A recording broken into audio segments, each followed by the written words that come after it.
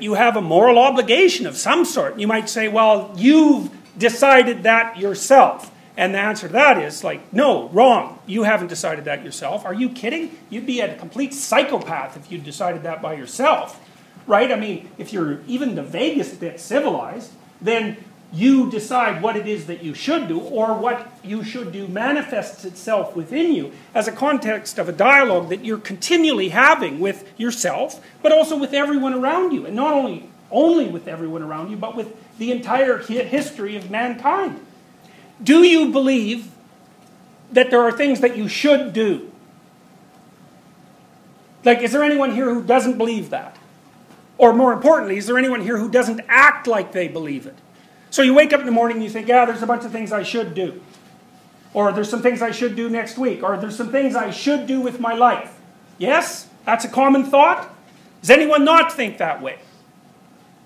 Okay, so if you're not thinking that way, you end up pretty depressed. Because then you think, well, there's nothing I should do with my life. And that's not such a happy thought, because life is hard. And then if there's nothing to do with it, well, all you're there stuck with is a bunch of suffering. And that doesn't seem like a very good idea. We're all historical creatures, and what you think you should do is being shaped by what your parents think, and that was shaped by what their parents thought, and that was shaped by what their parents thought, and so on back into the depths of history, as far back as you can possibly imagine, both historically and biologically. So in some sense, there is a call to action within people.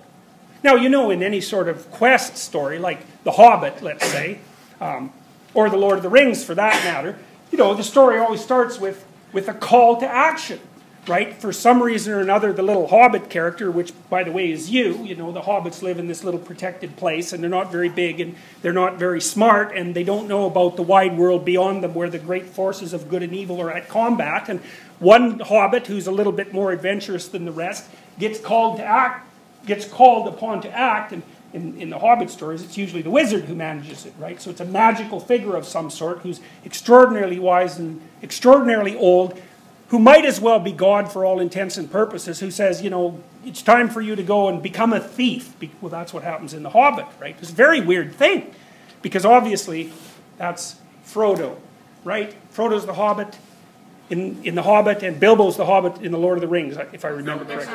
Other way around? Bilbo is the Hobbit in The Hobbit. Fine, Bilbo. Okay. So Bilbo gets called to action, and he's going to go find a dragon. Well, the dragon is the same thing that swallowed Job. It's the same story. And the dragon has a treasure, which is a weird thing. It's like, what's up with dragons, right? What do they hoard? Virgins. That's the St. George story. It's a very, very old story. Or gold. And that's weird behavior for a predatory lizard. But anyways, you accept that without any problem. Of course a dragon lives underground in a big mountain that was excavated by dwarves and sits on a treasure. It's like, we don't have any problem with that idea. Well, why? I mean, really? You really believe that?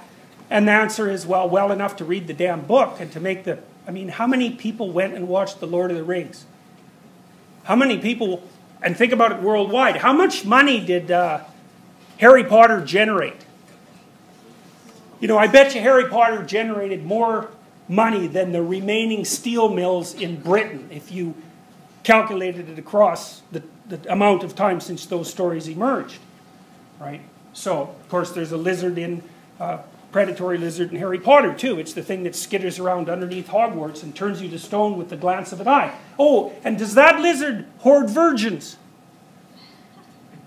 Well, what's the name of the woman, the girl that he kidnaps? Ginny, right? Okay. What's the word Ginny from? Virginia, right? Good, right. And she's Harry's first love interest, and he rescues her from the damn snake, and he gets paralyzed while he's doing it. What rescues Harry? Phoenix, right? A phoenix. Okay, so the basilisk bites Harry, and so he's going to die. The phoenix comes along. Who owns the phoenix? Dumbledore, yeah. What does the phoenix do? Cries. And it cries into Harry's wounds. Yes? And what happens? Then what happens to Harry? He comes back to life. It's a death and resurrection story. So the thing that's willing to die and resurrect is the thing that gets the virgin from the snake. It's like, Does that make sense? Well, you think it makes sense, even though you don't really know why it makes sense. And then what happens to the phoenix after it does that? It burns itself up in a puff of flame and is reborn. So it's the story told twice. The thing that dies and is reborn is the thing that conquers the serpent and rescues the feminine, roughly speaking. So it's not gold in that situation, but it doesn't matter. It's the same story. It's always the same story.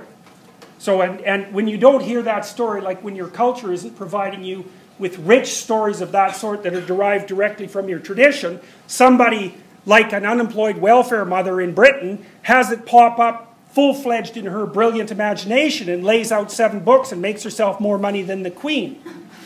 Right. And that, you know, it's a Cinderella story. It's a bloody amazing story. And then there's all those books, and all those kids learn to read because of the books. And then there's all those movies, and everybody goes and sees them, and no one notices that they don't know what the hell they're doing while they're doing it. And it follows the same old story. All right. So you've got your individual, that's you, the hero. Then you've got the adversary to that. That's your enemy, wherever that enemy might happen to be. That's the forces that oppose you, but mostly psychological forces of one form or another. Then you've got the father. Well, there's 2 kinds of fathers. What kind? Good fathers and bad fathers. So here's an example. The Lion King. So the Lion King has a father, right? Mufasa. And Mufasa has a brother. Who's his brother? Scar. And what's up with Scar? Not a pleasant guy.